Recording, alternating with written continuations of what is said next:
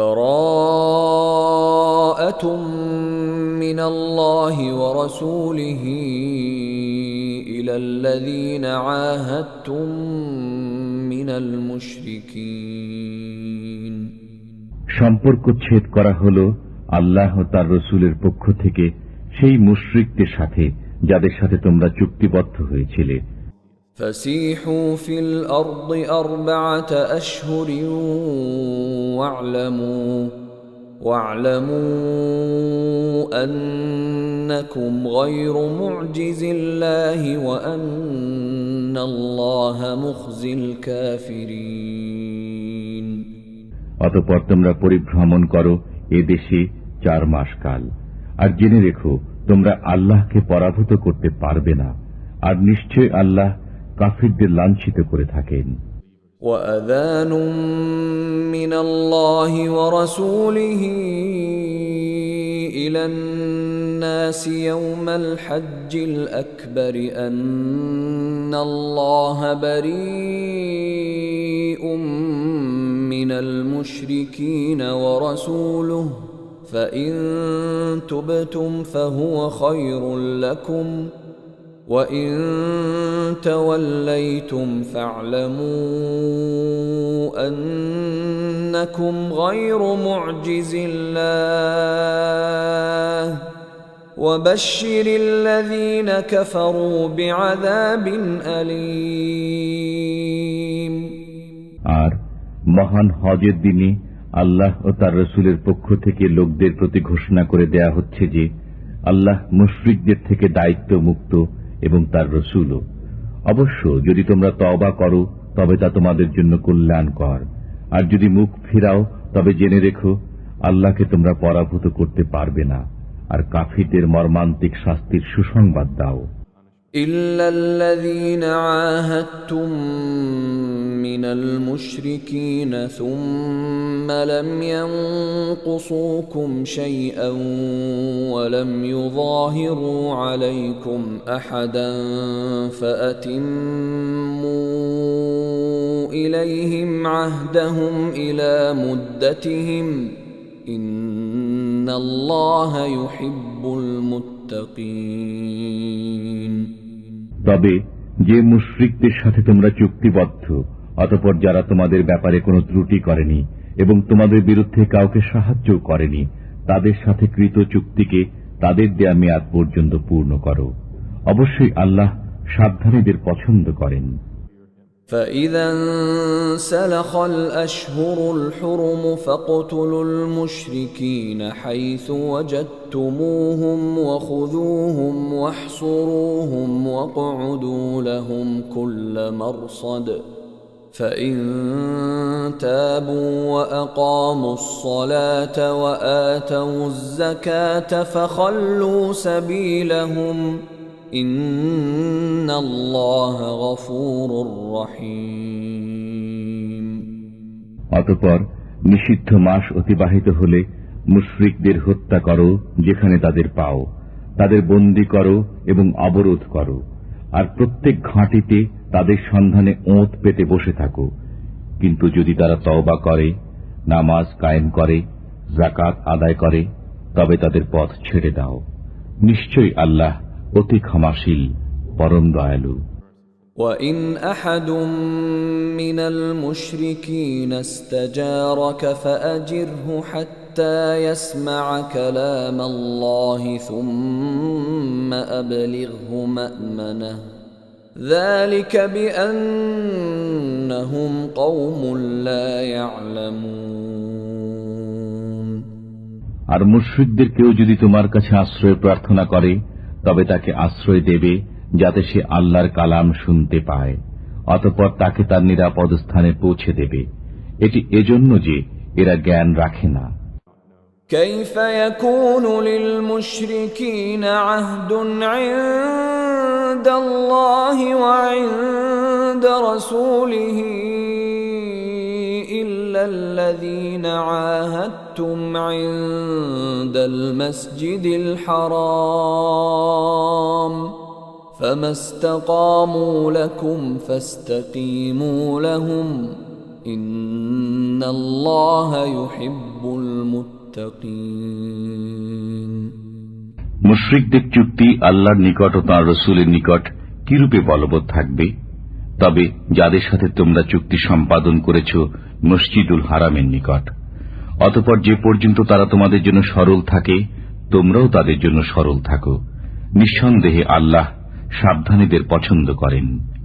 كيف وإن يظهروا عليكم لا يرقبوا فيكم إلا ولا ذمة يرضونكم بأفواههم وتأبى قلوبهم وأكثرهم فاسقون। কিরূপে? তারা তোমাদের উপর জয়ী হলে তোমাদের আত্মীয়তার ও অঙ্গীকারে কোনো মর্যাদা দেবে না।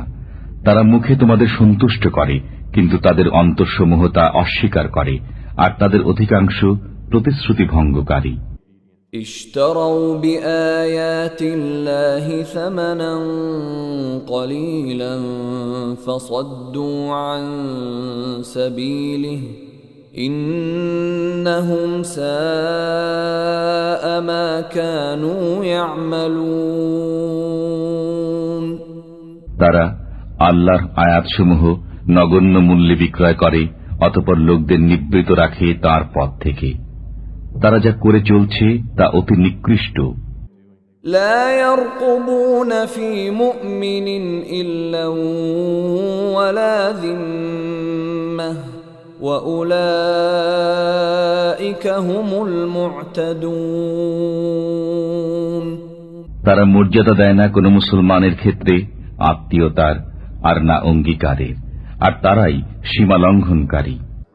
فإن تابوا وأقاموا الصلاة وآتوا الزكاة فإخوانكم في الدين ونفصل الآيات لقوم يعلمون। অবশ্যই তারা যদি তওবা করে, নামাজ কায়েম করে আর যাকাত আদায় করে, তবে তারা তোমাদের দ্বীনী ভাই। আর আমি বিধানসমূহে জ্ঞানী লোকদের জন্য সবিস্তারে বর্ণনা করে থাকি। وَإِن نَكَثُوا أَيْمَانَهُم مِّن بَعْدِ عَهْدِهِمْ وَطَعَنُوا فِي دِينِكُمْ فقاتلوا أئمة الكفر إنهم لا أيمان لهم لعلهم ينتهون। আর যদি ভঙ্গ করে তারা তাদের শপথ প্রতিশ্রুতির পর এবং বিদ্রুপ করে তোমাদের দিন সম্পর্কে, তবে কুফর প্রধানদের সাথে যুদ্ধ করো, কারণ এদের কোনো শপথ নেই যাতে তারা ফিরে আসে। ألا تقاتلون قوما نكثوا أيمانهم وهموا بإخراج الرسول وهم بدؤوكم أول مرة أتخشونهم فالله أحق أن تخشوه إن كنتم مؤمنين। তোমরা কি সেই দলের সাথে যুদ্ধ করবে না যারা ভঙ্গ করেছে নিজেদের শপথ এবং সংকল্প নিয়েছে রসুলকে বহিষ্কারের? আর এরাই প্রথম তোমাদের সাথে বিবাদের সূত্রপাত করেছে। তোমরা কি তাদের ভয় করো? অথচ তোমাদের ভয়ের অধিকতর যোগ্য হলেন আল্লাহ, যদি তোমরা মুমিন হও। قاتلوهم يعذبهم الله بأيديكم ويخزهم وينصركم عليهم ويشف صدور قوم مؤمنين। যুদ্ধ করো ওদের সাথে, আল্লাহ তোমাদের হস্তে তাদের শাস্তি দেবেন, তাদের লাঞ্ছিত করবেন, তাদের বিরুদ্ধে তোমাদের জয়ী করবেন এবং মুসলমানদের অন্তরসমূহ শান্ত করবেন। ويذهب غيظ قلوبهم ويتوب الله على من يشاء والله عليم حكيم এবং তাদের মনের ক্ষোভ দূর করবেন, আর আল্লাহ যার প্রতি ইচ্ছা ক্ষমাশীল হবেন। আল্লাহ সর্বজ্ঞ প্রজ্ঞাময়।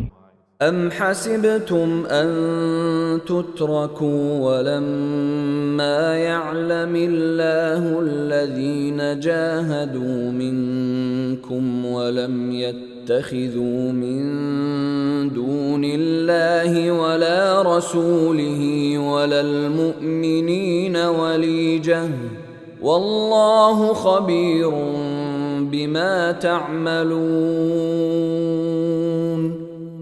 তোমরা কি মনে করো যে তোমাদের ছেড়ে দেওয়া হবে এমনি, যতক্ষণ না আল্লাহ জেনে নেবেন তোমাদেরকে যুদ্ধ করেছে এবং কে আল্লাহ, তার রাসূল ও মুসলমানদের ব্যতীত অন্য কাউকে অন্তরঙ্গ বন্ধুরূপে গ্রহণ করা থেকে বিরত রয়েছে?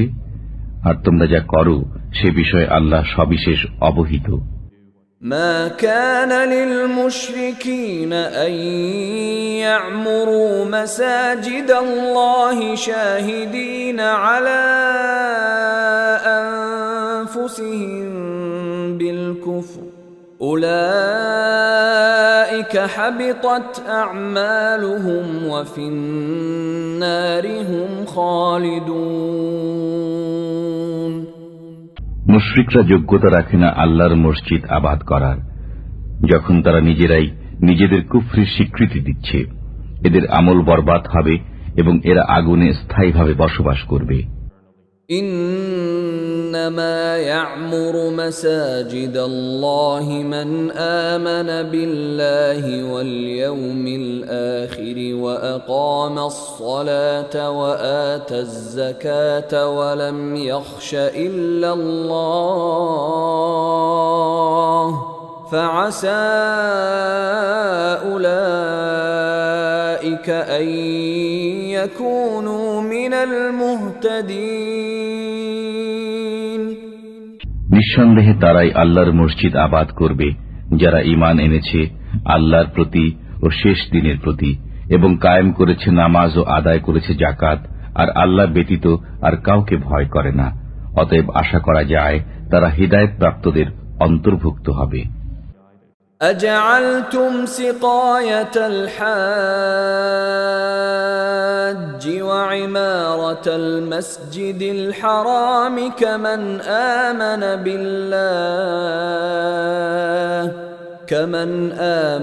بالله واليوم الآخر وجاهد في سبيل الله لا يستوون عند الله والله لا يهدي القوم الظالمين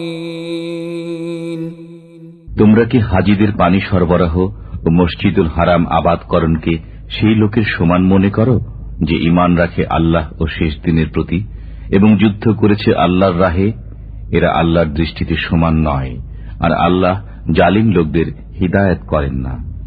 الذين آمنوا وهاجروا وجاهدوا في سبيل الله بأموالهم وأنفسهم أعظم درجة عند الله وأولئك هم الفائزون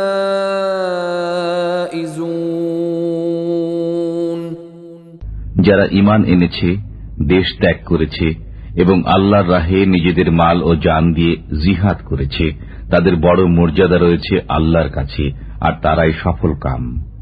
يبشرهم ربهم برحمة منه ورضوان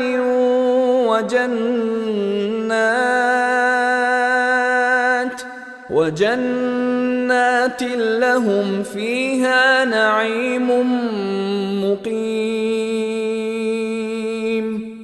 তাদের সুসংবাদ দিচ্ছেন তাদের পরওয়ারদিগার স্বীয় দয়া ও সন্তোষের এবং জান্নাতের, যেখানে আছে তাদের জন্য স্থায়ী শান্তি। খালিদিন ফিহা আবাদা ইন্নাল্লাহা عنده أجر عظيم তথা তারা থাকবে চিরদিন। নিঃসন্দেহে আল্লাহর কাছে আছে মহাপুরস্কার। يا أيها الذين آمنوا لا تتخذوا آباءكم وإخوانكم أولياء إن استحبوا الكفر على الإيمان ومن يتولهم منكم فأولئك هم الظالمون হে ঈমানদারগণ, তোমরা স্বীয় পিতা ও ভাইদেরকে অভিভাবক রূপে গ্রহণ করো না, যদি তারা ঈমান অপেক্ষা কুফরকে ভালোবাসে, আর তোমাদের যারা তাদের অভিভাবক রূপে গ্রহণ করে তারা সীমা লঙ্ঘনকারী। قل إن كان آباؤكم وأبناؤكم وإخوانكم وأزواجكم وعشيرتكم وأموال اقترفتموها وتجارة تخشون كسادها ومساكن ترضونها أحب إليكم من الله ورسوله وجهاد في سبيله فتربصوا حتى يأتي الله بأمره والله لا يهدي القوم الفاسقين বলো, তোমাদের নিকট যদি তোমাদের পিতা, তোমাদের সন্তান, তোমাদের ভাই, তোমাদের পত্নী, তোমাদের গোত্র, তোমাদের অর্জিত ধন সম্পদ, তোমাদের ব্যবসা যা বন্ধ হয়ে যাওয়ার ভয় করো এবং তোমাদের বাসস্থান যাকে তোমরা পছন্দ করো, আল্লাহ, তার রসুল ও তাঁর রাহে জিহাদ করা থেকে অধিক প্রিয় হয়, তবে অপেক্ষা করো আল্লাহর বিধান আসা পর্যন্ত, আর আল্লাহ ফাসিক সম্প্রদায়কে হিদায়াত করেন না। لقد نصركم الله في مواطن كثيرة ويوم حنين إذ أعجبتكم كثرتكم فلم تغن عنكم شيئا وضاقت عليكم الأرض بما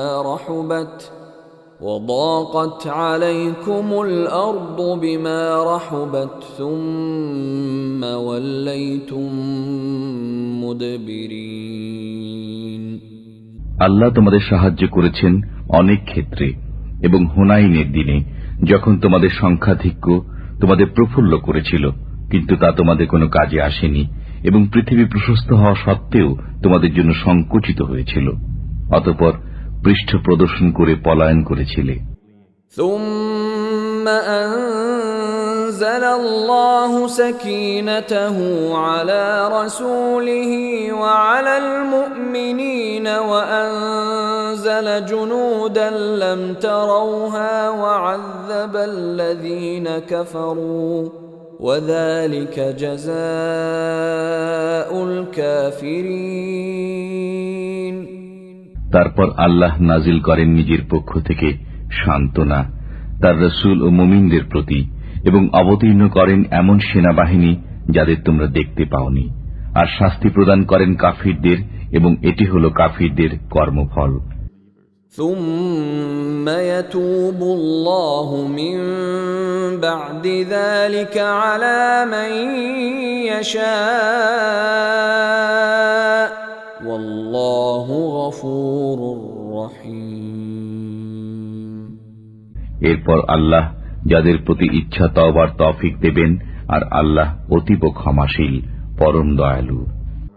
يا أيها الذين آمنوا إنما المشركون نجس فلا يقربوا المسجد الحرام بعد عامهم هذا وإن خفتم عيلة فسوف يغنيكم الله من فضله إن شاء إن الله عليم حكيم. হে ঈমানদারগণ, মুশরিকরা তো অপবিত্র, সুতরাং এ বছরের পর তারা যেন মসজিদুল হারামের নিকট না আসে। আর যদি তোমরা দারিদ্র্যের আশঙ্কা করো, তবে আল্লাহ চাইলে নিজ করুণায় ভবিষ্যতে তোমাদের অভাব মুক্ত করে দেবেন। নিঃসন্দেহে আল্লাহ সর্বজ্ঞ, প্রজ্ঞাময়। قاتلوا الذين لا يؤمنون بالله ولا باليوم الآخر ولا يحرمون ما حرم الله ورسوله ولا يدينون دين الحق من الذين أوتوا الكتاب حتى يعطوا الجزية عن يد وهم صاغرون. তোমরা যুদ্ধ করো আহলে কিতাবের ওই লোকদের সাথে যারা আল্লাহ রোজ হাসরে ঈমান রাখে না, আল্লাহ ও তার রাসূল যা হারাম করে দিয়েছেন তা হারাম করে না এবং গ্রহণ করে না সত্য ধর্ম, যতক্ষণ না করজোরে তারা জিজিয়া প্রদান করে। وقالت اليهود عزير ابن الله وقالت النصارى المسيح ابن الله ذلك قولهم بأفواههم يضاهئون قول الذين كفروا من قبل قاتلهم الله أنى يؤفكون. ইহুদিরা বলে উজাইর আল্লাহর পুত্র এবং নাসারারা বলে মসিহ আল্লাহর পুত্র। এ হচ্ছে তাদের মুখের কথা। এরা পূর্ববর্তী কাফিরদের মতো কথা বলে। আল্লাহ এদের ধ্বংস করুন, এরা কোন উল্টো পথে চলে যাচ্ছে। اتخذوا أحبارهم ورهبانهم أربابا من دون الله والمسيح ابن مريم وما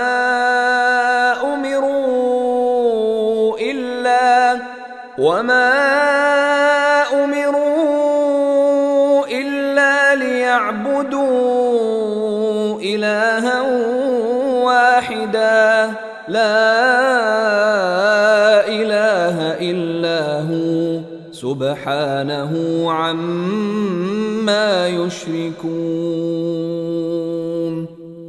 তারা তাদের পণ্ডিত ও সংসার বিভাগীদের তাদের পালনকর্তা রূপে গ্রহণ করেছে আল্লাহ ব্যতীত এবং মরিয়মের পুত্রকেও, অথচ তারা আদিষ্ট ছিল একমাত্র মাবুদের ইবাদতের জন্য।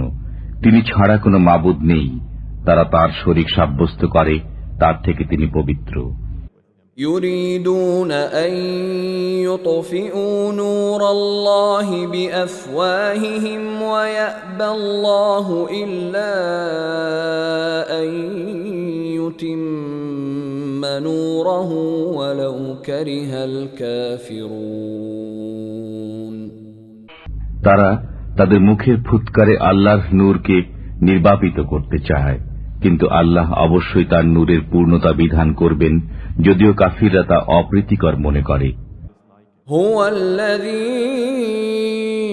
أرسل رسوله بالهدى ودين الحق ليظهره على الدين كله ولو كره المشركون.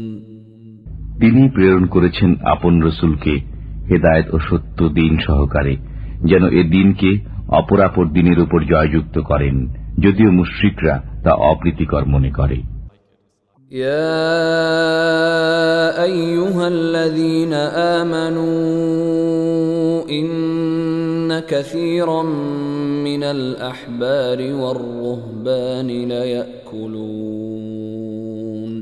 ليأكلون أموال الناس بالباطل ويصدون عن سبيل الله والذين يكنزون الذهب والفضة ولا ينفقونها في سبيل الله فبشرهم بعذاب أليم. হে ঈমানদারগণ, পণ্ডিত ও সংসার বিরাগীদের অনেকে লোকদের মালামাল অন্যায়ভাবে ভোগ করে চলছে এবং আল্লাহর পথ থেকে লোকদের নিবৃত রাখছে। আর যারা স্বর্ণ ও রূপা জমা করে রাখে এবং তা ব্যয় করে না আল্লাহর পথে, তাদের কঠোর আযাবের সুসংবাদ শুনিয়ে দিন। يوم يحمى عليها في نار جهنم فتكوى بها جباههم وجنوبهم وظهورهم هذا ما كنزتم لأنفسكم فذوقوا ما كنتم تكنزون সেদিন জাহান্নামের আগুনে তা উত্তপ্ত করা হবে এবং তার দ্বারা তাদের ললাট, পার্শ্ব ও পৃষ্ঠদেশকে দগ্ধ করা হবে। সেদিন বলা হবে, এগুলো যা তোমরা নিজেদের জন্য জমা রেখেছিলে, সুতরাং এক্ষণে আস্বাদ গ্রহণ করো জমা করে রাখার। إن عدة الشهور عند الله 12 شهرا في كتاب الله يوم خلق السماوات والأرض منها 4 حرم ذلك الدين القيم فلا تظلموا فيهن أنفسكم وقاتلوا المشركين كافة كما يقاتلونكم كافة واعلموا أن الله مع المتقين নিশ্চয় আল্লাহর বিধান ও গণনায় মাস 12টি, আসমানসমূহ ও পৃথিবী সৃষ্টির দিন থেকে তন্মধ্যে 4টি সম্মানিত। এটি সুপ্রতিষ্ঠিত বিধান, সুতরাং এর মধ্যে তোমরা নিজেদের প্রতি অত্যাচার করো না। আর মুশরিকদের সাথে তোমরা যুদ্ধ করো সমবেতভাবে, যেমন তারাও তোমাদের সাথে যুদ্ধ করে যাচ্ছে সমবেতভাবে। আর মনে রেখো, আল্লাহ মুত্তাকিদের সাথে রয়েছেন। إنما النسيء زيادة في الكفر يضل به الذين كفروا يحلونه عاما ويحرمونه عاما ليواطئوا عدة ما حرم الله فيحلوا ما حرم الله زين لهم سوء أعمالهم والله لا يهدي القوم الكافرين এই মাস পিছিয়ে দেওয়ার কাজ কেবল কুফরির মাত্রা বৃদ্ধি করে, যার ফলে কাফিরগণ গোমরাহিতে পতিত হয়। এরা হালাল করে নেয় একে 1 বছর এবং হারাম করে নেয় অন্য বছর, যাতে তারা গণনা পূর্ণ করে নেয় আল্লাহর নিষিদ্ধ মাসগুলোর। অতঃপর হালাল করে নেয় আল্লাহর হারামকৃত মাসগুলোকে। তাদের মন্দ কাজগুলো তাদের জন্য শোভনীয় করে দেওয়া হল, আর আল্লাহ কাফির সম্প্রদায়কে হিদায়েত করেন না। يا أيها الذين آمنوا ما لكم إذا قيل لكم انفروا في سبيل الله اثاقلتم إلى الأرض أرضيتم بالحياة الدنيا من الآخرة فما متاع الحياة الدنيا في الآخرة إلا قليل হে ঈমানদারগণ, তোমাদের কি হলো যখন আল্লাহর পথে বের হবার জন্য তোমাদের বলা হয়, তখন মাটি জড়িয়ে ধরো। তোমরা কি আখিরাতের পরিবর্তে দুনিয়ার জীবনে পরিতুষ্ট হয়ে গেলে? অথচ আখিরাতের তুলনায় দুনিয়ার জীবনের উপকরণ অতি অল্প। إلا تنفروا يعذبكم عذابا أليما ويستبدل قوما غيركم ولا تضروه شيئا والله على كل شيء قدير যদি বের না হও, তবে আল্লাহ তোমাদের মর্মন্তুদ আযাব দেবেন এবং অপর জাতিকে তোমাদের স্থলাভিষিক্ত করবেন। তোমরা তার কোনো ক্ষতি করতে পারবে না, আর আল্লাহ সর্ববিষয়ে শক্তিমান। إلا تنصروه فقد نصره الله إذ أخرجه الذين كفروا ثاني اثنين إذ هما في الغار إذ يقول لصاحبه لا تحزن إن الله معنا فأنزل الله سكينته عليه وأيده بجنود لم تروها وجعل كلمة الذين كفروا السفلى وكلمة الله هي العليا والله عزيز حكيم। যদি তোমরা তাকে অর্থাৎ রাসূলকে সাহায্য না করো তবে মনে রেখো আল্লাহ তার সাহায্য করেছিলেন যখন তাকে কাফিররা বহিষ্কার করেছিল। তিনি ছিলেন দুজনের একজন যখন তারা গুহার মধ্যে ছিলেন। তখন তিনি আপন সঙ্গীকে বললেন, বিষণ্ণ হও না, আল্লাহ আমাদের সাথে আছেন। অতঃপর আল্লাহ তার প্রতি স্বীয় সান্ত্বনা নাজিল করলেন এবং তার সাহায্যে এমন বাহিনী পাঠালেন যা তোমরা দেখনি। বস্তুত আল্লাহ কাফিরদের মাথা নিচু করে দিলেন, আর আল্লাহর কথাই সদা সমুন্নত এবং আল্লাহ পরাক্রমশীল প্রজ্ঞাময়। انفروا خفافا وثقالا وجاهدوا بأموالكم وأنفسكم في سبيل الله ذلكم خير لكم إن كنتم تعلمون। তোমরা বের হয়ে পড়ো স্বল্প বা প্রচুর সরঞ্জামের সাথে এবং জিহাদ করো আল্লাহর পথে নিজেদের মাল ও জান দিয়ে। এটি তোমাদের জন্য অতি উত্তম যদি তোমরা বুঝতে পারো। لو كان عرضا قريبا وسفرا قاصدا لاتبعوك ولكن بعدت عليهم الشقة وسيحلفون بالله لو استطعنا لخرجنا معكم يهلكون أنفسهم والله يعلم إنهم لكاذبون।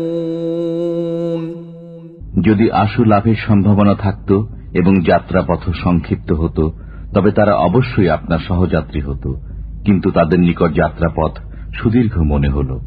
আর তারা এখনই শপথ করে বলবে, আমাদের সাধ্য থাকলে অবশ্যই তোমাদের সাথে বের হতাম।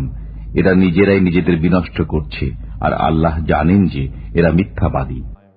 আফাল্লাহু আনকা লিমা আযিনতা লাহুম হাত্তা ইয়াতাবায়্যানা লাকাল্লাযীনা সাদাকু ওয়া তা'লামাল কাযিবিন। আল্লাহ আপনাকে ক্ষমা করুন। আপনি কেন তাদের অব্যাহতি দিলেন যে পর্যন্ত না আপনার কাছে পরিষ্কার হয়ে যেত কারা সত্যবাদী এবং জেনে নিতেন মিথ্যাবাদীদের। لا يستأذنك الذين يؤمنون بالله واليوم الآخر أن يجاهدوا بأموالهم وأنفسهم والله عليم بالمتقين। আল্লাহ রোজ কিয়ামতের প্রতি যাদের ঈমান রয়েছে তারা মাল ও জান দ্বারা জিহাদ করা থেকে আপনার কাছে অব্যাহতি কামনা করবে না, আর আল্লাহ সাবধানীদের ভালো জানেন। إنما يستأذنك الذين لا يؤمنون بالله واليوم الآخر وارتابت قلوبهم فهم في ريبهم يترددون। নিঃসন্দেহে তারাই আপনার কাছে অব্যাহতি চায় যারা আল্লাহ রোজ কিয়ামতে ঈমান রাখে না এবং তাদের অন্তর সন্দেহগ্রস্ত হয়ে পড়েছে, সুতরাং সন্দেহের আবর্তে তারা ঘুরপাক খেয়ে চলছে। ولو أرادوا الخروج لأعدوا له عدة ولكن كره الله بعاثهم فثبطهم وقيل اقعدوا مع القاعدين আর যদি তারা বের হবার সংকল্প নিত তবে অবশ্যই কিছু সরঞ্জাম প্রস্তুত রাখত, কিন্তু তাদের উত্থান আল্লাহর পছন্দ নয়, তাই তাদের নিবৃত রাখলেন এবং আদেশ হল উপবিষ্ট লোকদের সাথে তোমরা বসে থাকো। لو خرجوا فيكم ما زادوكم إلا خبالا ولأوضعوا خلالكم يبغونكم الفتنة وفيكم سماعون لهم والله عليم بالظالمين যদি তোমাদের সাথে তারা বের হতো তবে তোমাদের অনিষ্ট ছাড়া আর কিছু বৃদ্ধি করত না, আর অশ্ব ছুটাত তোমাদের মধ্যে বিভেদ সৃষ্টির উদ্দেশ্যে, আর তোমাদের মাঝে রয়েছে তাদের গুপ্তচর। বস্তুত আল্লাহ জালিমদের ভালোভাবেই জানেন। لقد ابتغوا الفتنة من قبل وقلبوا لك الأمور حتى جاء الحق وظهر أمر الله حتى جاء الحق وظهر أمر الله وهم كارهون তারা পূর্ব থেকেই বিভেদ সৃষ্টির সুযোগ সন্ধানে ছিল এবং আপনার কার্যসমূহ ওলট পালট করে দিচ্ছিল। শেষ পর্যন্ত সত্য প্রতিশ্রুতি এসে গেল এবং জয়ী হল আল্লাহর হুকুম, যে অবস্থায় তারা মন্দ বোধ করল।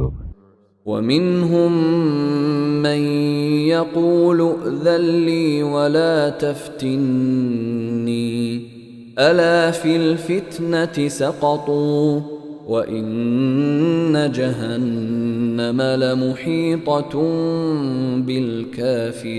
بالكافرين আর তাদের কেউ বলে, আমাকে অব্যাহতি দিন এবং পথভ্রষ্ট করবেন না। শুনে রাখো, তারা তো পূর্ব থেকে পথভ্রষ্ট এবং নিঃসন্দেহে জাহান্নাম এই কাফিরদের পরিবেষ্টন করে রয়েছে। إن تصبك حسنة تسؤهم وإن تصبك مصيبة يقولوا قد أخذنا أمرنا من قبل ويتولوا وهم فرحون আপনার কোনো কল্যাণ হলে তারা মন্দ বোধ করে এবং কোনো বিপদ উপস্থিত হলে তারা বলে, আমরা পূর্ব থেকেই নিজেদের কাজ সামলে নিয়েছি, এবং ফিরে যায় উল্লসিত মনে। قل لن يصيبنا إلا ما كتب الله لنا هو مولانا وعلى الله فليتوكل المؤمنون আপনি বলুন, আমাদের কাছে কিছুই পৌঁছবে না, কিন্তু যা আল্লাহ আমাদের জন্য রেখেছেন তিনি আমাদের কার্যনির্বাহক। আল্লাহর উপরই মুমিনদের ভরসা করা উচিত। قل هل تربصون بنا إلا إحدى الحسنيين ونحن نتربص بكم أن يصيبكم الله بعذاب من عنده أو بأيدينا فتربصوا إنا معكم متربصون আপনি বলুন, তোমরা তো আমাদের জন্য দুকল্যাণের একটি প্রত্যাশা করো, আর আমরা প্রত্যাশায় আছি তোমাদের জন্য যে আল্লাহ তোমাদের আযাব দান করুক নিজের পক্ষ থেকে অথবা আমাদের হস্তে। সুতরাং তোমরা অপেক্ষা করো, আমরাও তোমাদের সাথে অপেক্ষমান।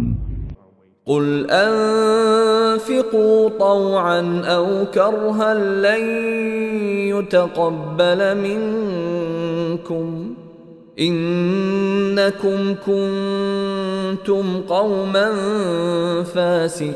فاسقين আপনি বলুন, তোমরা ইচ্ছায় অর্থ ব্যয় করো বা অনিচ্ছায়, তোমাদের থেকে তা কখনো কবুল হবে না, তোমরা নাফরমানের দল।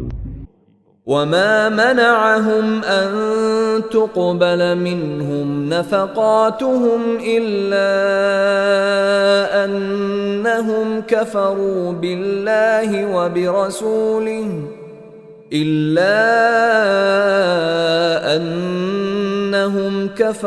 بالله وبرسوله ولا يأتون الصلاة إلا وهم كسالى ولا ينفقون إلا وهم كارهون তাদের অর্থ ব্যয় কবুল না হওয়ার এছাড়া আর কোনো কারণ নেই যে তারা আল্লাহ ও তার রসুলের প্রতি অবিশ্বাসী। তারা নামাজে আসে অলসতার সাথে আর ব্যয় করে সংকুচিত মনে।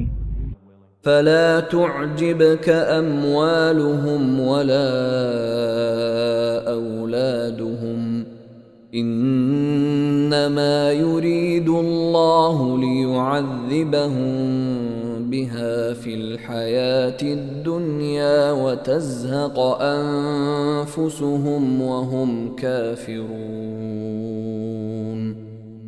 সুতরাং তাদের ধন সম্পদ ও সন্তান সন্ততি যেন আপনাকে বিস্মিত না করে। আল্লাহর ইচ্ছা হল এগুলো দ্বারা দুনিয়ার জীবনে তাদের আযাবে নিপতিত রাখা এবং প্রাণ বিয়োগ হওয়া কুফরি অবস্থায়। ويحلفون بالله إنهم لمنكم وما هم منكم ولكنهم قوم يفرقون তারা আল্লাহর নামে হলফ করে বলে যে তারা তোমাদেরই অন্তর্ভুক্ত, অথচ তারা তোমাদের অন্তর্ভুক্ত নয়। অবশ্য তারা তোমাদের ভয় করে।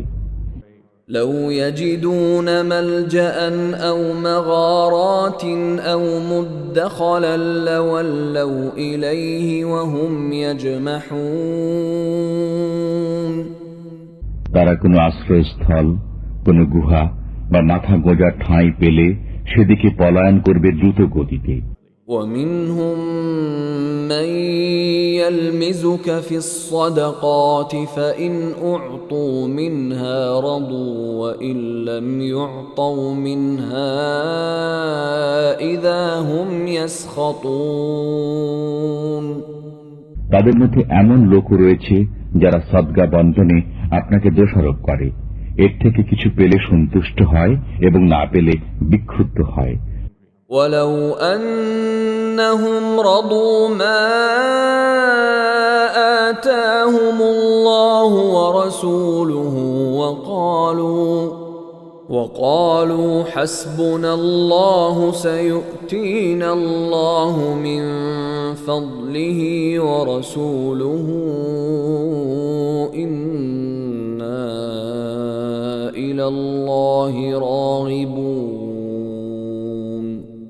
কতই না ভালো হতো যদি তারা সন্তুষ্ট হতো আল্লাহ ও তার রাসূলের উপর এবং বলতো আল্লাহই আমাদের জন্য যথেষ্ট, আল্লাহ আমাদের দেবেন নিজ করুণায় এবং তার রাসূলও, আমরা শুধু আল্লাহকে কামনা করি। إنما الصدقات للفقراء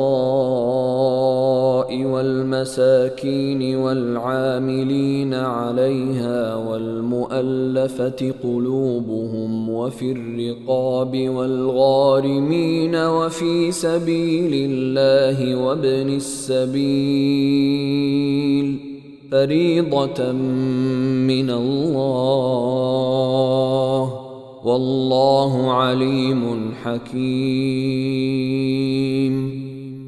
যাকাত হলো কেবল ফকির, মিসকিন, যাকাত আদায়কারী ও যাদের চিত্ত আকর্ষণ প্রয়োজন তাদের হক, এবং তা দাস মুক্তির জন্য, ঋণগ্রস্তদের জন্য, আল্লাহর পথে জিহাদকারীদের জন্য এবং মুসাফিরদের জন্য এই হল আল্লাহর নির্ধারিত বিধান। আল্লাহ সর্বজ্ঞ, প্রজ্ঞাময়। ومنهم الذين يؤذون النبي ويقولون هو أذن قل أذن خير لكم يؤمن بالله ويؤمن للمؤمنين ورحمة للذين آمنوا منكم والذين يؤذون رسول الله لهم عذاب أليم আর তাদের মধ্যে কেউ কেউ নবীকে ক্লেশ দেয় এবং বলে, এ লোকটি তো কান সর্বস্ব। আপনি বলে দিন, কান হলেও তোমাদেরই মঙ্গলের জন্য। আল্লাহর উপর বিশ্বাস রাখে এবং বিশ্বাস রাখে মুসলমানদের কথার উপর। বস্তুত তোমাদের মধ্যে যারা ঈমানদার তাদের জন্য তিনি রহমত বিশেষ। আর যারা আল্লাহর রাসূলের প্রতি কুৎসা রটনা করে তাদের জন্য রয়েছে বেদনাদায়ক আযাব। يحلفون بالله لكم ليرضوكم والله ورسوله أحق أن يرضوه إن كانوا مؤمنين। তোমাদের সামনে আল্লাহর কসম খায় যাতে তোমাদের রাজি করাতে পারে। অবশ্য তারা যদি ঈমানদার হয়ে থাকে তবে আল্লাহকে এবং তার রাসূলকে রাজি করা অত্যন্ত জরুরি। ألم يعلموا أنه من يحادد الله ورسوله فأن له نار جهنم خالدا فيها ذلك الخزي العظيم। তারা কি একথা জেনে নেয়নি যে আল্লাহর সাথে এবং তার রাসূলের সাথে যে মোকাবিলা করে তার জন্য নির্ধারিত রয়েছে দোজখ, তাতে সবসময় থাকবে। এটি হল মহা অপমান। يحذر المنافقون أن تنزل عليهم سورة تنبئهم بما في قلوبهم قل استهزئوا إن الله مخرج ما تحذرون। মুনাফিকরা এ ব্যাপারে ভয় করে যে মুসলমানদের উপর না এমন কোন সূরা নাজিল হয় যাতে তাদের অন্তরের গোপন বিষয় অবহিত করা হবে। সুতরাং আপনি বলে দিন, ঠাট্টা বিদ্রুপ করতে থাকো, আল্লাহ তা অবশ্যই প্রকাশ করবেন যার ব্যাপারে তোমরা ভয় করছো। وَلَئِن سَأَلْتَهُمْ لَيَقُولُنَّ إِنَّمَا كُنَّا نَخُوضُ وَنَلْعَبُ قُلْ أَبِاللَّهِ وَآيَاتِهِ وَرَسُولِهِ كُنتُمْ تَسْتَهْزِئُونَ। আর যদি তুমি তাদের কাছে জিজ্ঞেস করো তবে তারা বলবে, আমরা তো কথার কথা বলছিলাম এবং কৌতুক করছিলাম। আপনি বলুন, তোমরা কি আল্লাহর সাথে, তার হুকুম আহকামের সাথে এবং তার রাসূলের সাথে ঠাট্টা করছিলে? لا تعتذروا قد كفرتم بعد إيمانكم إن نعف عن طائفة منكم نعذب طائفة بأنهم كانوا مجرمين। ছলনা করো না, তোমরা যে কাফির হয়ে গেছো ঈমান প্রকাশ করার পর। তোমাদের মধ্যে কোন কোন লোককে যদি আমি ক্ষমা করে দেইও তবে অবশ্য কিছু লোককে আযাবও দেব, কারণ তারা ছিল গুনাহগার। المنافقون والمنافقات بعضهم من بعض يأمرون بالمنكر وينهون عن المعروف ويقبضون أيديهم نسوا الله فنسيهم إن المنافقين هم الفاسقون। মুনাফিক নরনারী সবারই গতিবিধি একরকম, শেখায় মন্দ কথা, ভালো কথা থেকে বারণ করে এবং নিজ মুঠো বন্ধ রাখে। আল্লাহকে ভুলে গেছে তারা, কাজেই তিনিও তাদের ভুলে গেছেন। নিঃসন্দেহে মুনাফিকরাই নাফরমান। وعد الله المنافقين والمنافقات والكفار نار جهنم خالدين فيها هي حسبهم ولعنهم الله ولهم عذاب مقيم। ওয়াদা করেছেন আল্লাহ মুনাফিক পুরুষ এবং মুনাফিক নারীদের এবং কাফিরদের জন্য দোজখের আগুনের, তাতে পড়ে থাকবে সর্বদা, সেটাই তাদের জন্য যথেষ্ট। আর আল্লাহ তাদের প্রতি অভিসম্পাত করেছেন এবং তাদের জন্য রয়েছে স্থায়ী আযাব। كالذين من قبلكم كانوا أشد منكم قوة وأكثر أموالا وأولادا فاستمتعوا بخلاقهم فاستمتعتم بخلاقكم كما استمتع الذين من قبلكم بخلاقهم وخضتم كالذي خاضوا أولئك حبطت أعمالهم في الدنيا والآخرة وأولئك هم الخاسرون। যেমন করে তোমাদের পূর্ববর্তী লোকেরা তোমাদের চেয়ে বেশি ছিল শক্তিতে এবং ধন সম্পদের ও সন্তান সন্ততির অধিকারীও ছিল বেশি, অতঃপর উপকৃত হয়েছে নিজেদের ভাগের দ্বারা। আবার তোমরা ফায়দা উঠিয়েছ তোমাদের ভাগের দ্বারা, যেমন করে তোমাদের পূর্ববর্তীরা ফায়দা উঠিয়েছিল নিজেদের ভাগের দ্বারা। আর তোমরাও চলছ তাদেরই চলন অনুযায়ী।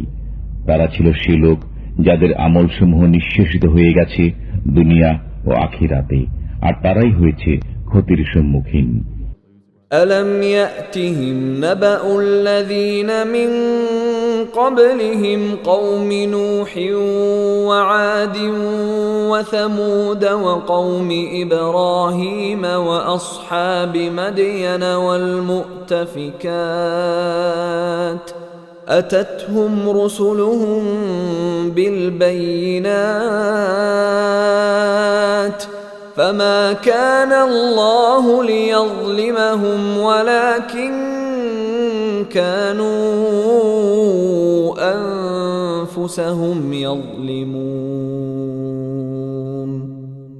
তাদের সংবাদ কি এদের কানে এসে পৌঁছায়নি যারা ছিল তাদের পূর্বে, নূহের, আদের ও সামুদের সম্প্রদায় এবং ইব্রাহিমের সম্প্রদায়ের এবং মাদিয়ানবাসীদের এবং সেসব জনপদের যেগুলোকে উল্টে দেওয়া হয়েছিল?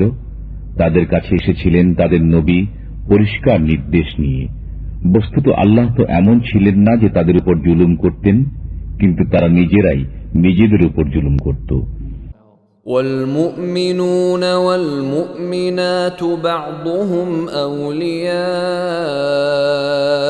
بعض يأمرون بالمعروف وينهون عن المنكر ويقيمون الصلاة ويؤتون الزكاة ويطيعون الله ورسوله أولئك سيرحمهم الله إن الله عزيز حكيم। আর ঈমানদার পুরুষ ও ঈমানদার নারী একে অপরের সহায়ক। তারা ভালো কথার শিক্ষা দেয় এবং মন্দ থেকে বিরত রাখে, নামাজ প্রতিষ্ঠা করে, যাকাত দেয় এবং আল্লাহ ও তাঁর রাসূলের নির্দেশ অনুযায়ী জীবন যাপন করে। এদের উপর আল্লাহ তাআলা দয়া করবেন। নিশ্চয়ই আল্লাহ পরাক্রমশালী, সুকৌশলী। وعد الله المؤمنين والمؤمنات جنات تجري من تحتها الأنهار خالدين فيها ومساكن طيبة في جنات عدن ورضوان من الله أكبر ذلك هو الفوز العظيم। আল্লাহ ঈমানদার পুরুষ ও ঈমানদার নারীদের প্রতিশ্রুতি দিয়েছেন কানন কুঞ্জের, যার তলদেশে প্রবাহিত হয় প্রস্রবণ। তারা সেগুলোই মাঝে থাকবে, আর এসব কাননকুঞ্জে থাকবে পরিচ্ছন্ন থাকার ঘর। বস্তুত এ সমুদায়ের মাঝে সবচেয়ে বড় হল আল্লাহর সন্তুষ্টি। এটি হল মহান কৃতকার্যতা। يا أيها النبي جاهد الكفار والمنافقين واغلظ عليهم ومأواهم جهنم وبئس المصير। হে নবী, কাফিরদের সাথে যুদ্ধ করুন এবং মুনাফিকদের সাথে তাদের সাথে কঠোরতা অবলম্বন করুন। তাদের ঠিকানা হল দোজখ এবং তা হল নিকৃষ্ট ঠিকানা।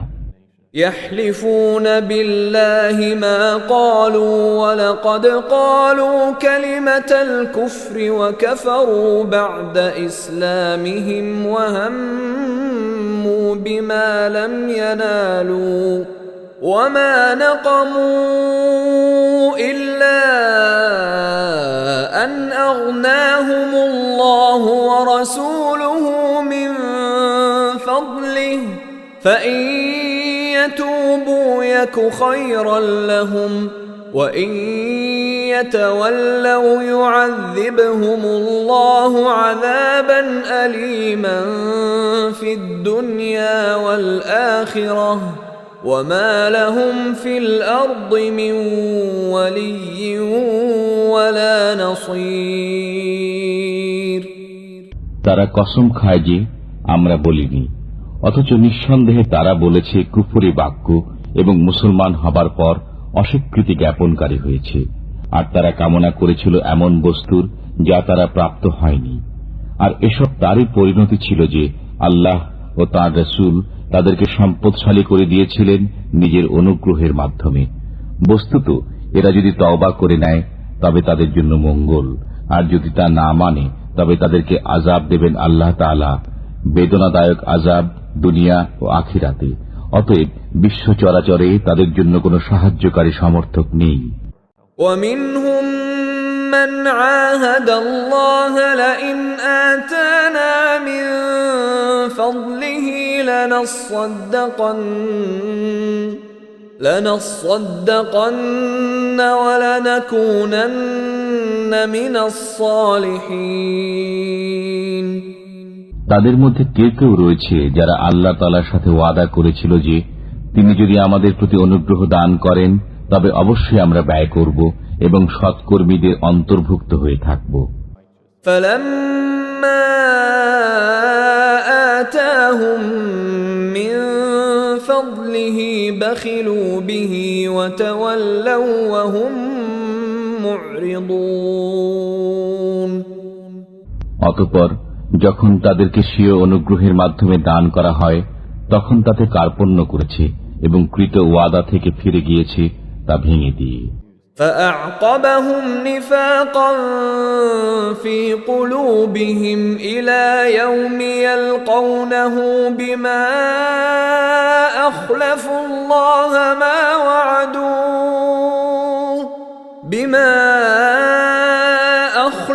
الله ما وعدوه وبما كانوا يكذبون।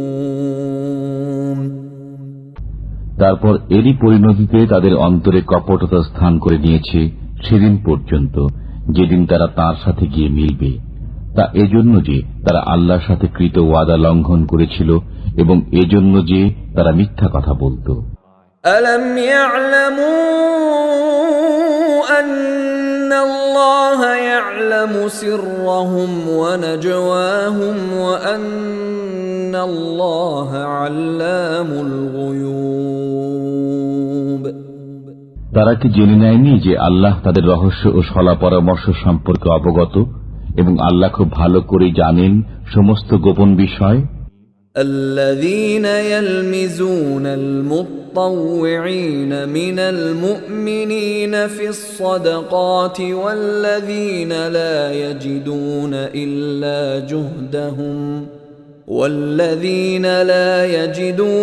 إلا جهدهم فيسخرون منهم سخر الله منهم ولهم عذاب أليم। সে সমস্ত লোক যারা ভৎসনা বিদ্রুপ করে সেসব মুসলমানদের প্রতি যারা মন খুলে দান খয়রাত করে এবং তাদের প্রতি যাদের কিছুই নেই শুধুমাত্র নিজেদের পরিশ্রম লব্ধ বস্তু ছাড়া, তারপর তাদের প্রতি ঠাট্টা করে। আল্লাহ তাদের প্রতি ঠাট্টা করেছেন এবং তাদের জন্য রয়েছে বেদনাদায়ক আযাব। استغفر لهم أو لا تستغفر لهم إن تستغفر لهم 70 مرة فلن يغفر الله لهم ذلك بأنهم كفروا بالله ورسوله والله لا يهدي القوم الفاسقين তুমি তাদের জন্য ক্ষমা প্রার্থনা করো আর না করো। যদি তুমি তাদের জন্য 70 বারও ক্ষমা প্রার্থনা করো, তথাপি কখনই তাদেরকে আল্লাহ ক্ষমা করবেন না। তা এজন্য যে তারা আল্লাহকে এবং তার রসুলকে অস্বীকার করেছে। বস্তুত আল্লাহ নাফরমানদেরকে পথ দেখান না। فرح المخلفون بمقعدهم خلاف رسول الله وكرهوا أن يجاهدوا بأموالهم وأنفسهم في سبيل الله وقالوا لا تنفروا في الحر قل نار جهنم أشد حرا لو كانوا يفقهون পেছনে থেকে যাওয়া লোকেরা আল্লাহর রসুল থেকে বিচ্ছিন্ন হয়ে বসে থাকতে পেরে আনন্দ লাভ করেছে, আর জান ও মালের দ্বারা আল্লাহর রাহে জিহাদ করতে অপছন্দ করেছে এবং বলেছে, এই গরমের মধ্যে অভিযানে বের হয়েও না। বলে দাও, উত্তাপে জাহান্নামের আগুন প্রচণ্ডতম, যদি তাদের বিবেচনা শক্তি থাকত। فليضحكوا قليلا وليبكوا كثيرا جزاء بما كانوا يكسبون অতএব তারা সামান্য হেসে নিক এবং তারা তাদের কৃতকর্মের বদলাতে অনেক বেশি কাঁদবে। فإن رجعك الله إلى طائفة منهم فاستأذنوك للخروج فقل لن تخرجوا معي أبدا ولن تقاتلوا معي عدوا إنكم رضيتم بالقعود أول مرة فاقعدوا مع الخالفين বস্তুত আল্লাহ যদি তোমাকে তাদের মধ্য থেকে কোন শ্রেণী বিশেষের দিকে ফিরিয়ে নিয়ে যান এবং অতঃপর তারা তোমার কাছে অভিযানে বেরোবার অনুমতি কামনা করে, তবে তুমি বলো যে তোমরা কখনো আমার সাথে বেরোবে না এবং আমার পক্ষ হয়ে কোন শত্রুর সাথে যুদ্ধ করবে না। তোমরা তো প্রথমবারে বসে থাকা পছন্দ করেছ, কাজেই পেছনে পড়ে থাকা লোকদের সাথে বসে থাকো। ولا تصل على أحد منهم مات أبدا ولا تقم على قبره إنهم كفروا بالله ورسوله وماتوا وهم فاسقون আর তাদের মধ্য থেকে কারো মৃত্যু হলে তার উপর কখনো নামাজ পড়বেন না এবং তার কবরে দাঁড়াবেন না। তারা তো আল্লাহর প্রতি অস্বীকৃতি জ্ঞাপন করেছে এবং রসুলের প্রতিও। বস্তুত তারা নাফরমান অবস্থায় মৃত্যুবরণ করেছে। ولا تعجبك أموالهم وأولادهم إنما يريد الله أن يعذبهم بها في الدنيا وتزهق أنفسهم وهم كافرون আর বিস্মিত হয়ো না তাদের ধন সম্পদ ও সন্তান সন্ততির দরুন। আল্লাহ তো এই চান যে এসবের কারণে তাদেরকে আযাবের ভেতরে রাখবেন দুনিয়ায় এবং তাদের প্রাণ নির্গত হওয়া পর্যন্ত যেন তারা কাফিরই থাকে। وَإِذَا أُنزِلَتْ سُورَةٌ أَنْ آمِنُوا بِاللَّهِ وَجَاهِدُوا مَعَ رَسُولِهِ اسْتَأْذَنَكَ أُولُو الطَّوْلِ مِنْهُمْ وَقَالُوا ذَرْنَا نَكُن مَّعَ الْقَاعِدِينَ আর যখন নাজিল হয় কোন সূরা যে তোমরা ঈমান আনো আল্লাহর উপর, তার রসুলের সাথে একাত্ম হয়ে তখন বিদায় কামনা করে তাদের সামর্থ্যবান লোকেরা এবং বলে, আমাদের অব্যাহতি দিন, যাতে আমরা নিষ্ক্রিয়ভাবে বসে থাকা লোকদের সাথে থেকে যেতে পারি। رضوا بأن يكونوا مع الخوالف وطبع على قلوبهم فهم لا يفقهون। তারা পেছনে পড়ে থাকা লোকদের সাথে থেকে যেতে পেরে আনন্দিত হয়েছে এবং মোহর এঁটে দেয়া হয়েছে তাদের অন্তরসমূহের উপর, বস্তুত তারা বোঝে না। لكن الرسول والذين آمنوا معه جاهدوا بأموالهم وأنفسهم وأولئك لهم الخيرات وأولئك هم المفلحون। কিন্তু রসুল এবং সেসব লোক যারা ঈমান এনেছে তার সাথে তারা যুদ্ধ করেছে নিজেদের জান ও মালের দ্বারা, তাদের জন্য নির্ধারিত রয়েছে কল্যাণসমূহ এবং তারাই মুক্তির লক্ষ্যে উপনীত হয়েছে। أعد الله لهم جنات تجري من تحتها الأنهار خالدين فيها ذلك الفوز العظيم।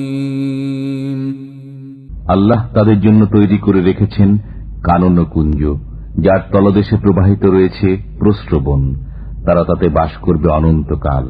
এটাই হল বিরাট কৃতকার্যতা। وجاء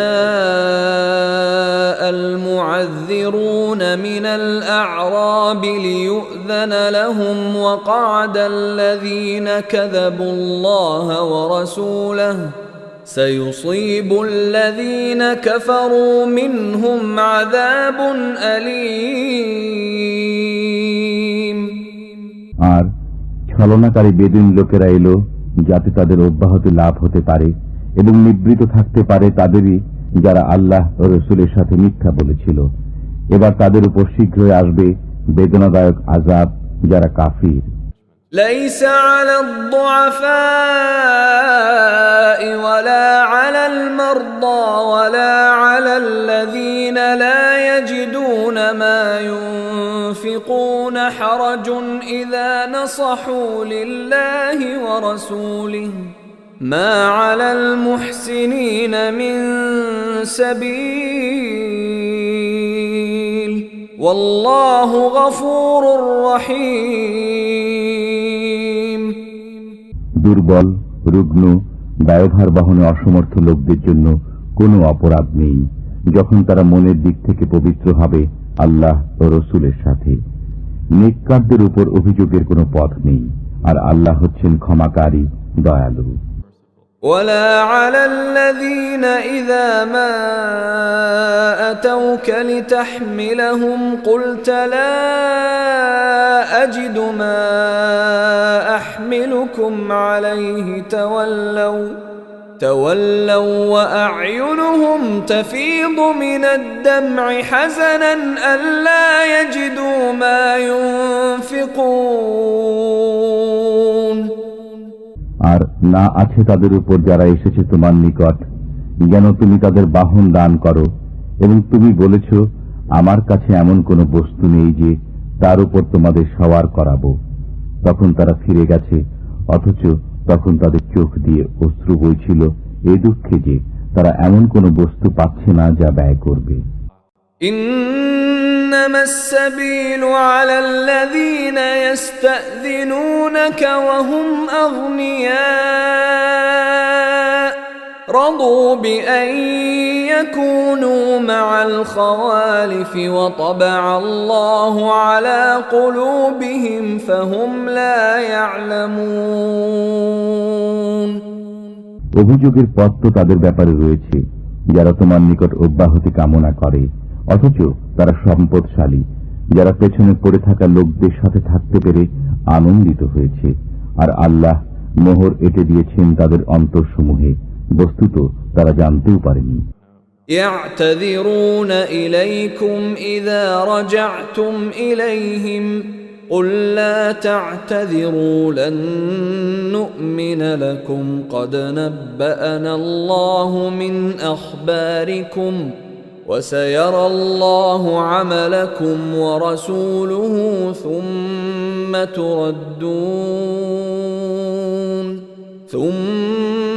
تردون إلى عالم الغيب والشهادة فينبئكم بما كنتم تعملون তুমি যখন তাদের কাছে ফিরে আসবে তখন তারা তোমাদের নিকট ছল ছুতা নিয়ে উপস্থিত হবে।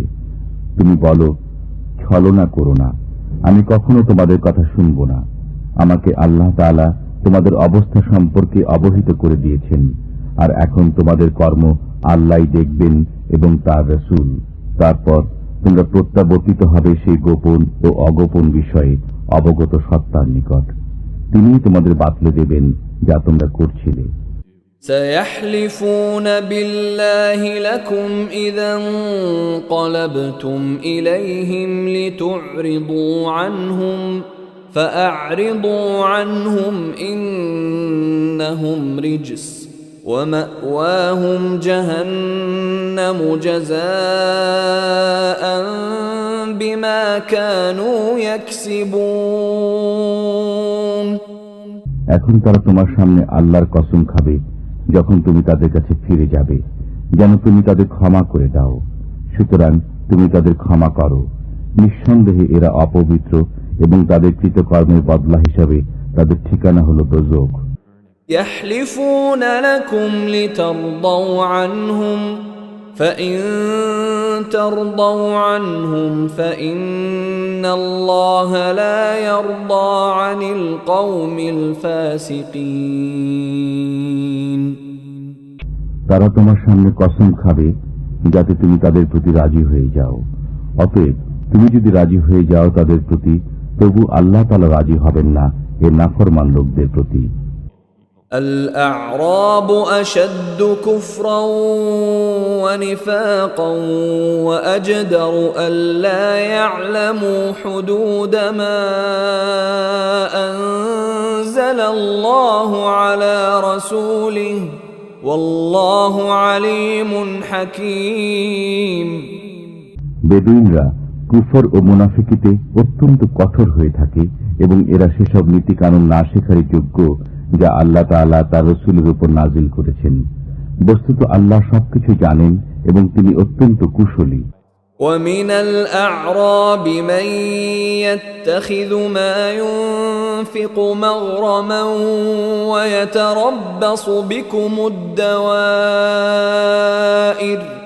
عليهم دائرة السوء والله سميع عليم আবার কোন কোন বেদুইন এমনও রয়েছে যারা নিজেদের ব্যয় করাকে জরিমানা বলে গণ্য করে এবং তোমার উপর কোন দুর্দিন আসে কিনা সে অপেক্ষায় থাকে। তাদের উপর দুর্দিন আসুক, আর আল্লাহ হচ্ছেন শ্রবণকারী, পরিজ্ঞাত। ومن الأعراب من يؤمن بالله واليوم الآخر ويتخذ ما ينفق قربات عند الله وصلوات الرسول ألا إنها قربة لهم سيدخلهم الله في رحمته إن الله غفور رحيم আর কোন কোন বেদুইন হলো তারা যারা ঈমান আনে আল্লাহর উপর, কিয়ামত দিনের উপর এবং নিজেদের ব্যয়কে আল্লাহর নৈকট্য এবং রাসূলের দোয়া লাভের উপায় বলে গণ্য করে, যেন তারাই হলো তাদের ক্ষেত্রে নৈকট্য। আল্লাহ তাদেরকে নিজের রহমতের অন্তর্ভুক্ত করবেন।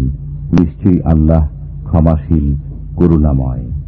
والسابقون الأولون من المهاجرين والأنصار والذين اتبعوهم بإحسان رضي الله عنهم ورضوا عنه رضي الله عنهم ورضوا عنه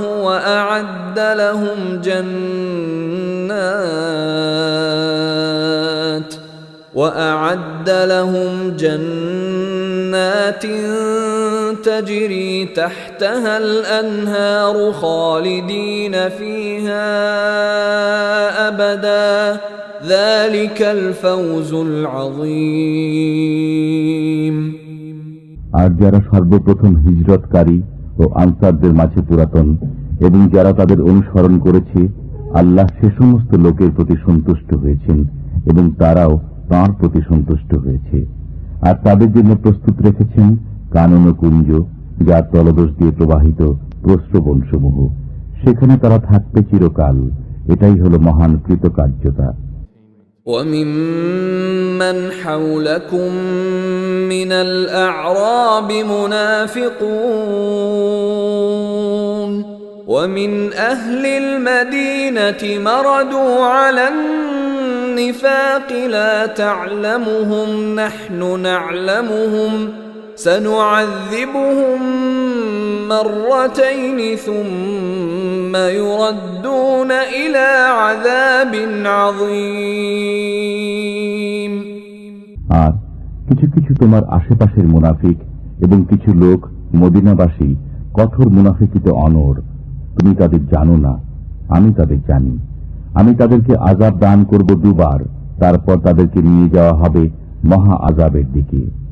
وآخرون اعترفوا بذنوبهم خلطوا عملا صالحا وآخر سيئا عسى الله أن يتوب عليهم إن الله غفور رحيم।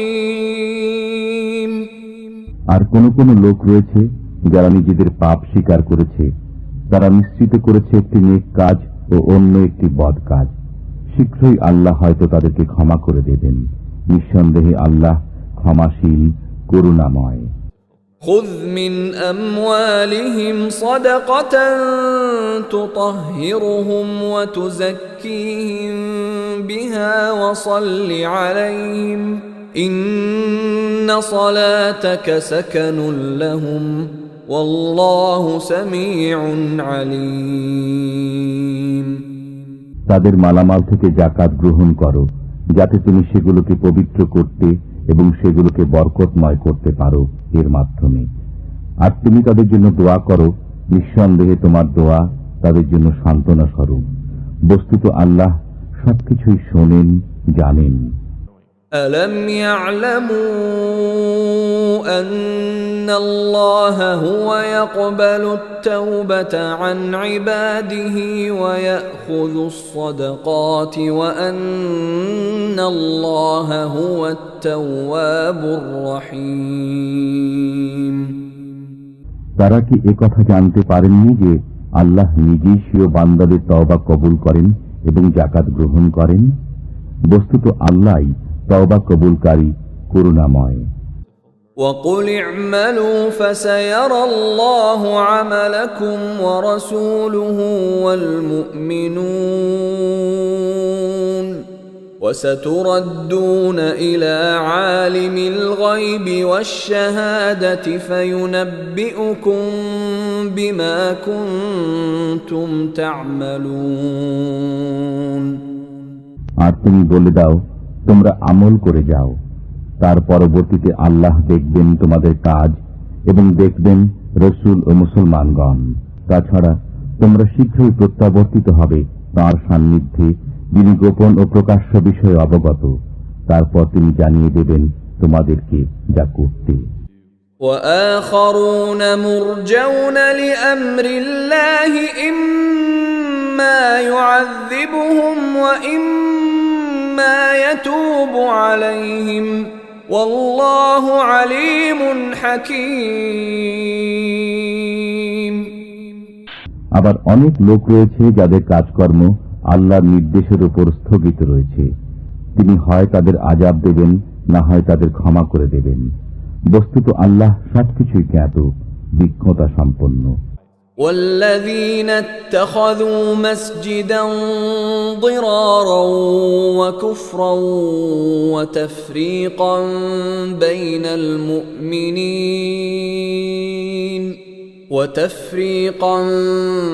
بين المؤمنين وإرصادا لمن حارب الله ورسوله من قبل وليحلفن إن أردنا إلا الحسنى والله يشهد إنهم لكاذبون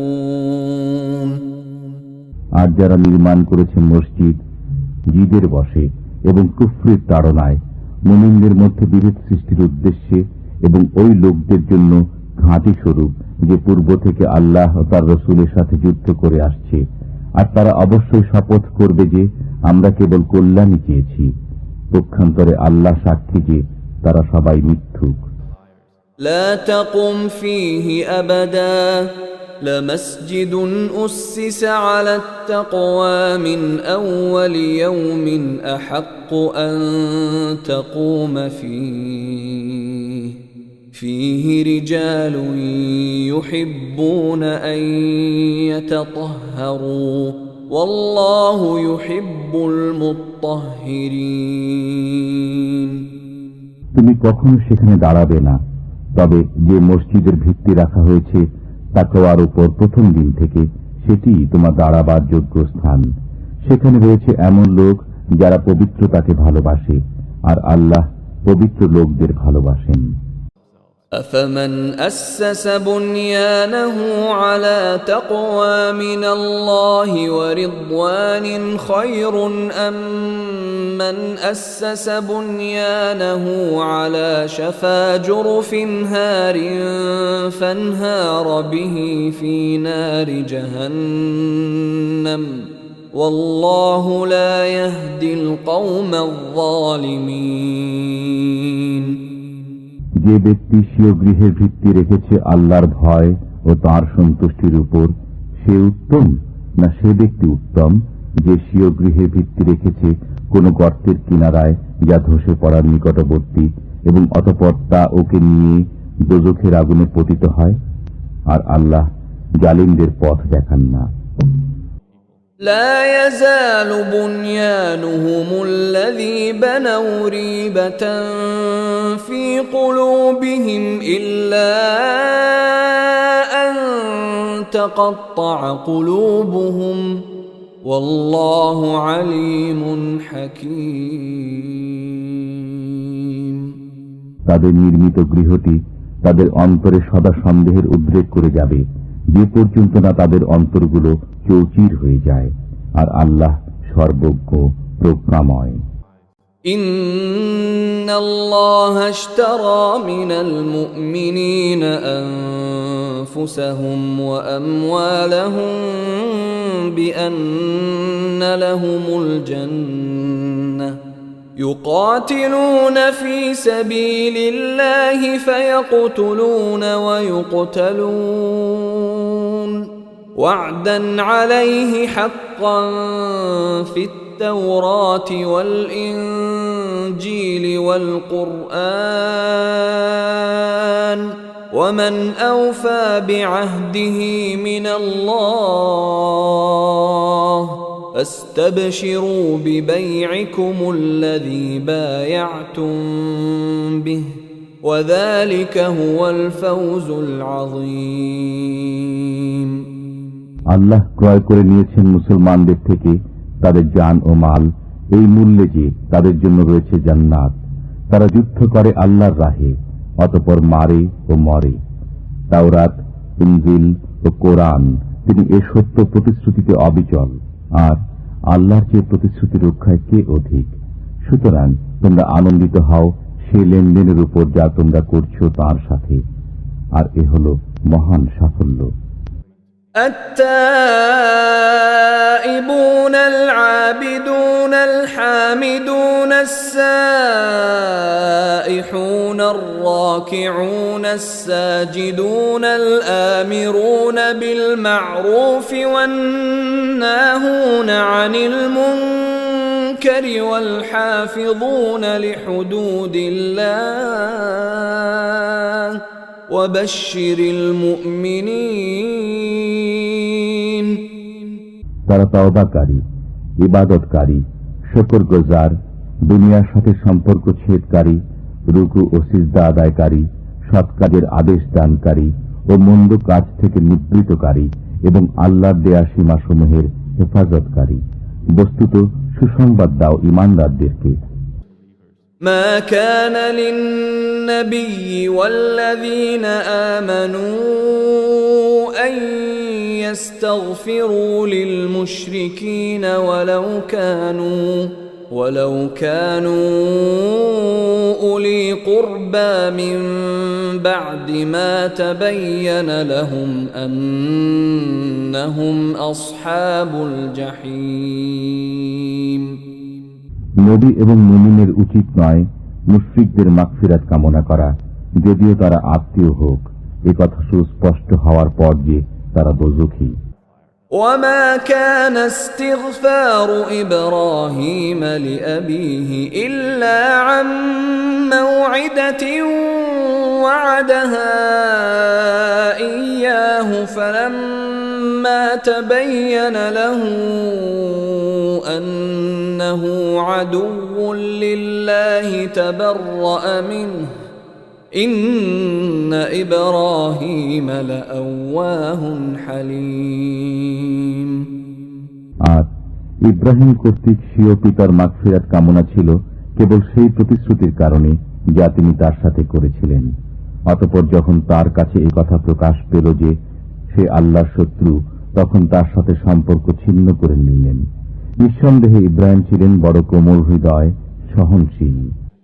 وما كان الله ليضل قوما بعد إذ هداهم حتى يبين لهم ما يتقون إن الله بكل شيء عليم আর আল্লাহ কোন জাতিকে হিদায়াত করার পর পথভ্রষ্ট করেন না যতক্ষণ না তাদের জন্য পরিষ্কারভাবে বলে দেন সেসব বিষয় যা থেকে তাদের বেঁচে থাকা দরকার। নিঃসন্দেহে আল্লাহ সব বিষয়ে ওয়াকিফহাল। ইন্নাল্লাহা লাহু মুলকুস সামাওয়াতি ওয়াল আরদ ইউহয়ী ওয়া ইউমীত ওয়া মা লাকুম মিন দুনিল্লাহি মিন ওয়ালিয়্যিন ওয়ালা নাসীর। নিশ্চয় আল্লাহর জন্য আসমানসমূহ ও জমিনের সাম্রাজ্য। তিনি জিন্দা করেন ও মৃত্যু ঘটান, আর আল্লাহ ব্যতীত তোমাদের জন্য কোনো সহায় নেই, কোনো সাহায্যকারীও নেই। لقد تاب الله على النبي والمهاجرين والأنصار الذين اتبعوه في ساعة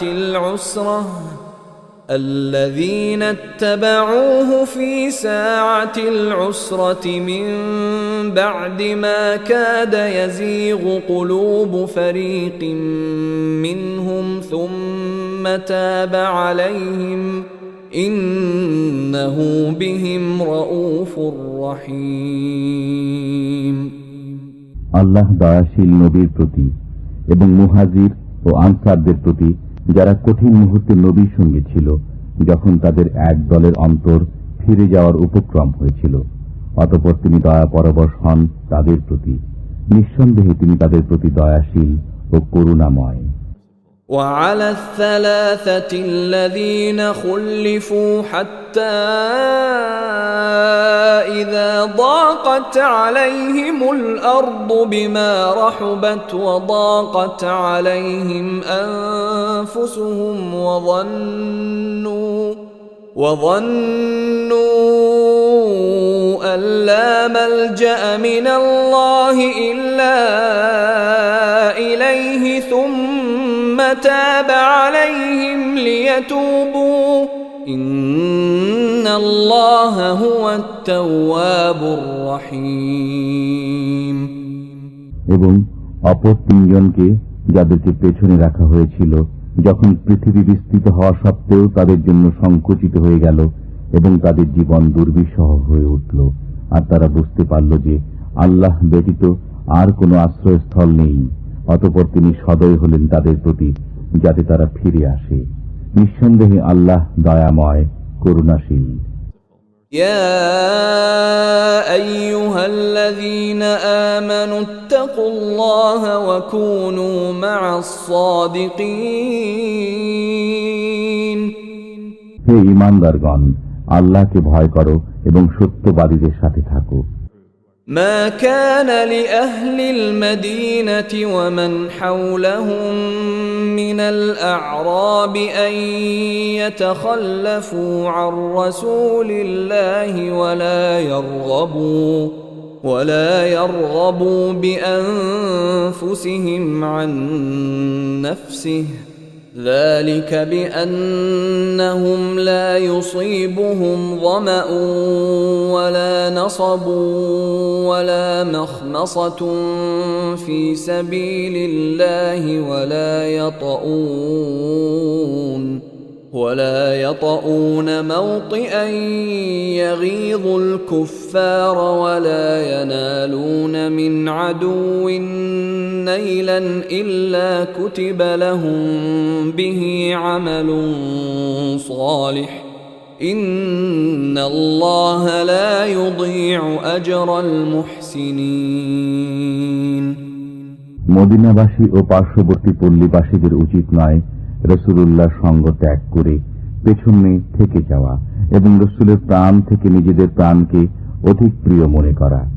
এটি এজন্য যে আল্লাহর পথে যে তৃষ্ণা, ক্লান্তি ও ক্ষুধা তাদের স্পর্শ করে এবং তাদের এমন পদক্ষেপ যা কাফিরদের মনে ক্রোধের কারণ হয়, আর শত্রুদের পক্ষ থেকে তারা যা কিছু প্রাপ্ত হয় তার প্রত্যেকটির পরিবর্তে তাদের জন্য লিখিত হয় নেক আমল।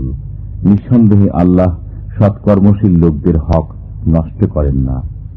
ولا ينفقون نفقة صغيرة ولا كبيرة ولا يقطعون واديا إلا كتب لهم ليجزيهم الله أحسن ما كانوا يعملون। আর তারা অল্প বিস্তর যা কিছু ব্যয় করে, যত প্রান্তর তারা অতিক্রম করে, তা সবই তাদের নামে লেখা হয়, যেন আল্লাহ তাদের কৃতকর্মসমূহের উত্তম বিনিময় প্রদান করেন। وما كان المؤمنون لينفروا كافة فلولا نفر من كل فرقة منهم طائفة ليتفقهوا في الدين ولينذروا قومهم إذا رجعوا إليهم لعلهم يحذرون। আর সমস্ত মুমিনদের অভিযানে বের হওয়া সঙ্গত নয়, তাই তাদের প্রত্যেক দলের একটি অংশ কেন বের হল না, যাতে দিনের জ্ঞান লাভ করে এবং সংবাদ দান করে স্বজাতিকে যখন তারা তাদের কাছে প্রত্যাবর্তন করবে, যেন তারা বাঁচতে পারে। يا أيها الذين آمنوا قاتلوا الذين يلونكم من الكفار وليجدوا فيكم غلظة واعلموا أن الله مع المتقين। হে ঈমানদারগণ, তোমাদের নিকটবর্তী কাফিরদের সাথে যুদ্ধ চালিয়ে যাও এবং তারা তোমাদের মধ্যে কঠোরতা অনুভব করুক, আর জেনে রাখো আল্লাহ মুত্তাকিদের সাথে রয়েছেন। وَإِذَا مَا أُنْزِلَتْ سُورَةٌ فَمِنْهُمْ مَنْ يَقُولُ أَيُّكُمْ زَادَتْهُ هَذِهِ إِيمَانًا فَأَمَّا الَّذِينَ آمَنُوا فَزَادَتْهُمْ إِيمَانًا وَهُمْ يَسْتَبْشِرُونَ। আর যখন কোন সূরা অবতীর্ণ হয় তখন তাদের কেউ কেউ বলে, এ সূরা তোমাদের মধ্যে কার ঈমান কতটা বৃদ্ধি করল? অতএব যারা ঈমানদার, এ সূরা তাদের ঈমান বৃদ্ধি করেছে এবং তারা আনন্দিত হয়েছে। وَأَمَّا الَّذِينَ فِي قُلُوبِهِم مَّرَضٌ فَزَادَتْهُمْ رِجْسًا إِلَى رِجْسِهِمْ وَمَاتُوا وَهُمْ كَافِرُونَ। বস্তুত যাদের অন্তরে ব্যাধি রয়েছে এটি তাদের কলুষের সাথে আরো কলুষ বৃদ্ধি করেছে এবং তারা কাফির অবস্থায় মৃত্যুবরণ করল। أَوَلَا يَرَوْنَ أَنَّهُمْ يُفْتَنُونَ فِي كُلِّ عَامٍ مَّرَّةً أَوْ مَرَّتَيْنِ ثُمَّ